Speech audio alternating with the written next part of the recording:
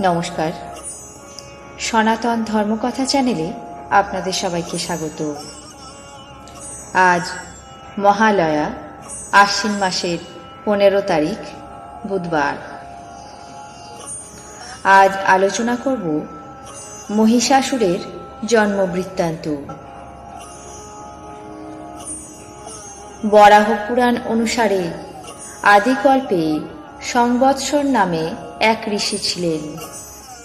তার পুত্রের নাম ছিল সুপার্শ্ব।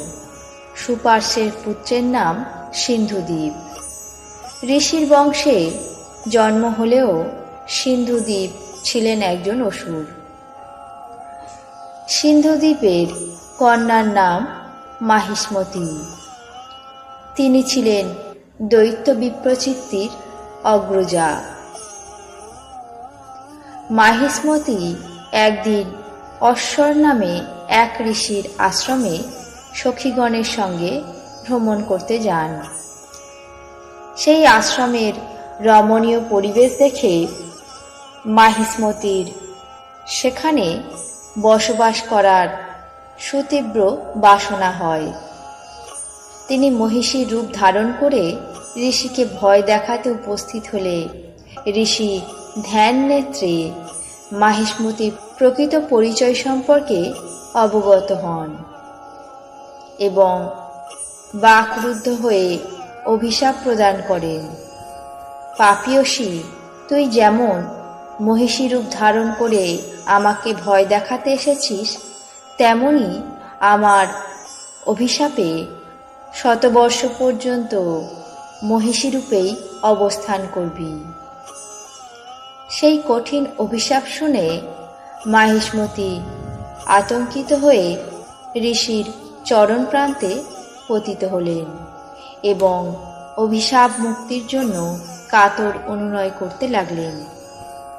মাহিষ্মতির কাতর প্রার্থনা শুনে ঋষির মনে দয়া হল। তিনি বললেন, মহিষী রূপে এক পুত্র প্রসবের পর তার এই অভিশাপ মুক্তি ঘটবে। তার কিছুদিন পর রম্ভ নামক এক অসুর মহাদেবকে কঠোর তপস্যায় প্রীত করে তার কাছ থেকে ত্রিলোক বিজয়ী পুত্র লাভের বর প্রার্থনা করলেন। মহাদেব তাকে সেই বর প্রদান করলেন। অসুর রম্ভ পুত্রপ্রাপ্তির বর লাভ করে অসুর রাজ্যে ফেরার সময় এক মহিষীকে দেখে কামার্ত হন। সেই মহিষী ছিল আসলেই মাহিষ্মতি। কামার্ত রম্ভ ওই মহিষীকে হরণ করে বনের মধ্যে তার সঙ্গে সঙ্গমে লিপ্ত হন। মৈথুনের পর ওই মহিষীকে ব্রহ্মাসুর বিবাহ করে। বিবাহের পর পুনরায় তারা মৈথুনে আবদ্ধ হলে অপর এক মহিষ অতর্কিতে আক্রমণ করে মিলনরত রম্ভকে বধ করেন। অসুর রম্ভের মৃত্যুর পর যক্ষরা তার মৃতদেহ চিতায় স্থাপন করে। তার স্ত্রী মহিষী শোকাহত হয়ে সহমরণের উদ্দেশ্যে চিতায় আরোহণ করেন। চিতায় অগ্নিসংযোগ করলে চিৎকার করে ওঠেন মহিষী। তখন তার গর্ভ থেকে নিষ্ক্রান্ত হয় এক মহিষী ও রম্ভের মিলনজাত সন্তান। অর্ধ মহিষ ও অর্ধ মানব মহিষাসুর। তখন রম্ভ ও পুত্রস্নেহবশত চিতা থেকে পুনরায় উত্থিত হন।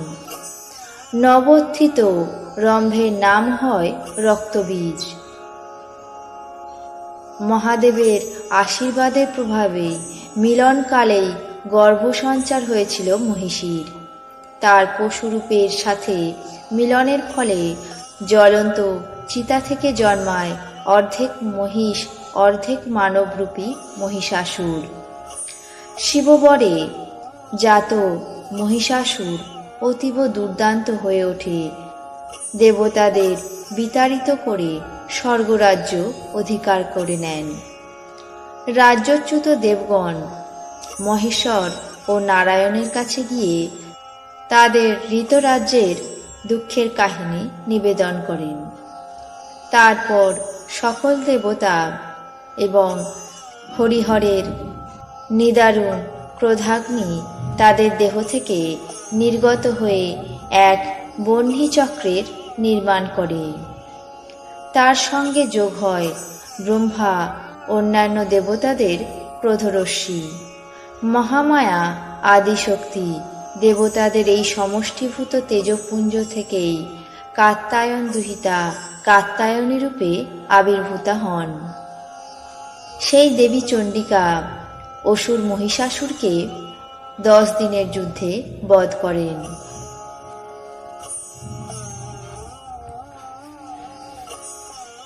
এই ছিল মহিষাসুরের জন্ম বৃত্তান্ত।